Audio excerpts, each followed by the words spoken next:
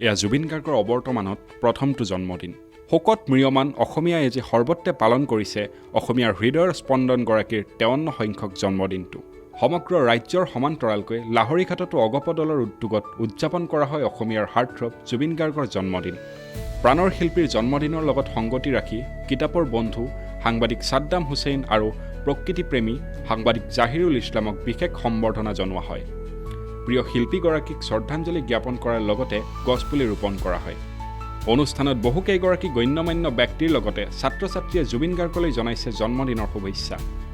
ছাত্ৰ ছাত্ৰীসকলে জুবিন গাৰ্গৰ মায়াবিনী ৰাতিৰ গীতটো গাই জুবিন গাৰ্গৰ উপজাদিনৰ শ্ৰদ্ধা নিবেদিছে। উক্ত অনুষ্ঠানত অগপ দলৰ ৰাজ্যিক কাৰ্যনিৰ্বাহক আনোৱাৰ হুছেইন, লাহৰীঘাট বিধানসভা পৰিষদৰ গুলজাৰ হুছেইনৰ লগতে জিলা আৰু সমষ্টিৰ বিভিন্ন নেতাকৰ্মী উপস্থিত থাকে।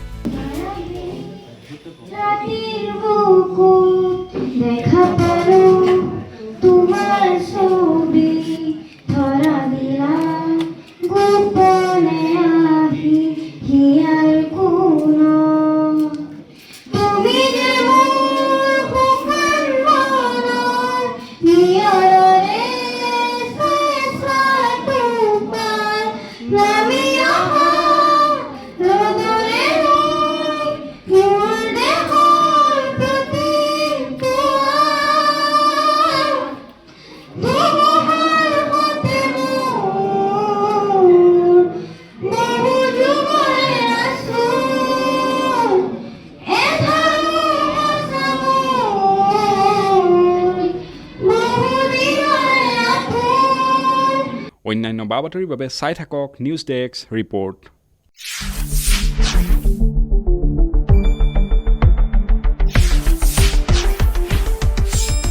শুদ্ধ আৰু বিস্তৃত বাতৰিৰ বাবে চাই থাকক নিউজ ডেস্ক ৰিপৰ্ট।